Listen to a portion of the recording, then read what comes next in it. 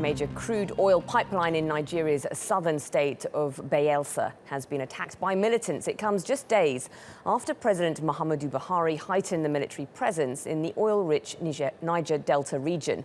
But it's not the first attack. Niger Delta militants have launched 5 major attacks on oil installations in recent months. The latest was launched by a new group, the Niger Delta Avengers. Recently, the group has attacked facilities belonging to Shell, ExxonMobil, AGIP and Chevron. Before the latest attack, Nigeria's oil production fell by 800,000 barrels per day. Well, Fidelis Mbah joins me in the studio live to talk about this. Fidelis, not the first attack. What do we know about this latest one? Well, the latest attack, which happened over the weekend, actually has affected a major crude pipeline. And in recent weeks, like you just highlighted, Nigeria has witnessed these attacks, which has also impacted negatively on the country's oil production. Before now, Nigeria was producing about 2.2 million barrels per day. And now we have, though officially they are saying Nigeria is still producing about 1.4 million barrels per day. But it's actually, with the latest attack, going to drop below 1 million barrels, which is not good for the country because Nigeria relies on, oil exports for about 60% of the nation's revenue. Oil, obviously, a very lucrative source. What are the militants hoping to achieve?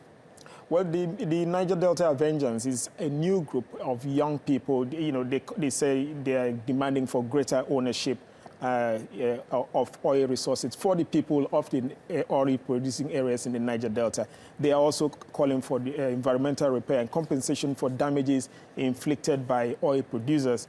And they want continued government funding for an amnesty program that started in 2009, where government paid out stipends to former militants who handed in their weapons in return for compensation. And so they get this, and then their leaders are given lucrative contracts. But this, since President Buhari came in last year, he's actually more like streamlined this amnesty program where he's saying, look, I'm going to be paying the stipends, giving training to these militants, but all the oil protection contracts have been terminated. So this group of people, Niger Delta Avengers, no one actually knows who they are.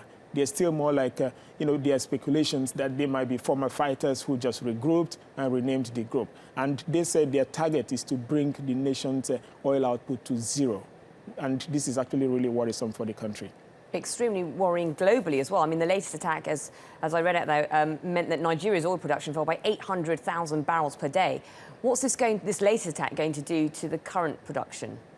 Well, right now we have about 350,000 jobs have already been lost due to the economic crisis and the latest attacks on oil facilities. And more jobs are going to be lost. The nation's revenue, which is dependent on oil, is going to be greatly affected, which means government won't be able to finance its budget for the year. And that's going to also lead to, lack of government inability to provide some of the amenities and some of the projects it wants to carry out. It won't be able to do it. And then globally, for some countries that were having shortages in terms of revenue, it's good news for them because with Nigeria oil output dropping, the crisis political crisis in Venezuela, where their oil output has also been affected, the fire in Canada, which has also affected oil production, and the US and China dropping in their output. Some other countries are now benefiting, which is good for the global economy. But in terms of countries affected, it's really a minus for them. OK, Fidelis Mbah, thank you.